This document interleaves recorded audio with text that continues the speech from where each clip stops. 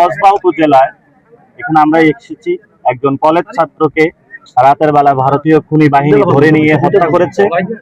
এবং সেখানে আমরা ঘটনাস্থলে এসে যেটা বর্ণনা পেয়েছি, চোরা কারবারি যারা করে তারা তাদের একটা রুট বন্ধ করে দেওয়া হয়েছিল, তো তারা অন্য রুট ত্যাগ করার জন্য তাকে নিয়ে গিয়েছিল এবং সেখানে হলো এই নিরাপদ লোকটা তাদের কারণে হত্যাকাণ্ডের শিকার হয়েছে। আমরা এই বক্তব্য হলো ওনাদের ফ্যামিলি থেকে পেয়েছি। যে বিষয়টা হলো, আপনি যদি অপরাধ করে থাকেন তাহলে অপরাধের জন্য হলো দেশের আইন আদালত কানুন রয়েছে, সেটা তো হবে। আর যদি আপনি কোনো অপরাধও করে থাকেন, ডিরেক্ট গিয়ে যদি আপনাকে কেউ খুন করা হয়, তাহলে বোঝা যাচ্ছে বাংলাদেশে কোনো আইন বিচার আদালত এবং ভারতেও কোনো বিচার আদালত বলে কোনো কিছু নাই।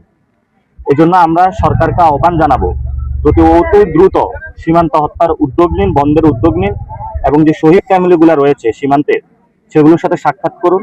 এখানে স্কুল কলেজ ইউনিভার্সিটি নির্মাণ করুন যাতে মানুষের জীবন জীবিকা নিশ্চিত হতে পারে। এবং সাথে সাথে সীমান্তে যে হত্যাগুলো হয়েছে এখানে যারা বিভিন্ন ব্যবসার সাথে জড়িত আছে, চোরা কারবারি মাদকের সাথে, তাদেরকে আইনের আওতায় নিয়ে আসার জন্য।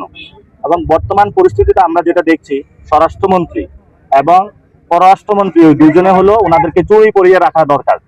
ওনারা কোনো স্টেটমেন্ট নাই, কোনো বক্তব্য নাই, ওনাদের কোনো উদ্যোগ নেই। এই জন্য সরকার নাগরিকদের নিরাপত্তা দিতে পুরোপুরি ব্যর্থ হচ্ছে। সরকার যেমন ঢাকাতে ব্যর্থ হচ্ছে, সকল বিভাগে সীমান্ত নাগরিকদের নিরাপত্তা দিতে ব্যর্থ হচ্ছে।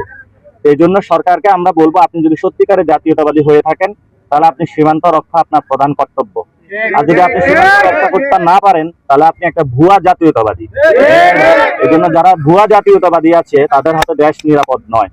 আমাদের যারা সন্তান রয়েছে তাদেরকে আজকে খুন করা হয়েছে, ওনার বাবা রয়েছে এবং ওনার বাবার থেকে আপনারা বক্তব্য শুনবেন, যে উনি বলবেন যে ওনার সন্তানকে কিভাবে। আপনার সন্তান কি কোনো মাদক টাদকের সাথে জড়িত ছিল? না, আমার উনি বলছে ওনার সন্তান কোনো মাদক সাথে জড়িত ছিল না। স্কুল স্টুডেন্ট সবাই জিজ্ঞাসা করেন আমার সাথে। এবং বিজেপি থেকে যে প্রেস রিলিজ দিয়েছে সেখানেও বাংলাদেশের মানুষকে মাদক কারবারে চোরাচালানি তারা হলো সেগুলো আখ্যায়িত করেছে। এটা ভারতীয় বয়ান। আমরা বলবো বিজেপিকে ভারতীয় বয়ান থেকে সরে আসার জন্য। আগে যখন ছিল পিলখানা হত্যাকাণ্ডের আগে, তখন হলো বিএসএফ মারা যাইতো, সে বড়াই বাড়ির যে যুদ্ধ হয়েছিল সেটা আমরা জানি। এখন হলো পিলখানা হত্যাকাণ্ডের পরে এই বাহিনী মেরুদণ্ড ভেঙে দেওয়া হয়েছে। আমরা আশা করব এই বাহিনীকে নতুন করে পুনর্গঠনের জন্য এবং নতুন উপযুক্ত ট্রেনিং এর মধ্য দিয়ে সীমান্তকে রক্ষা করার জন্য।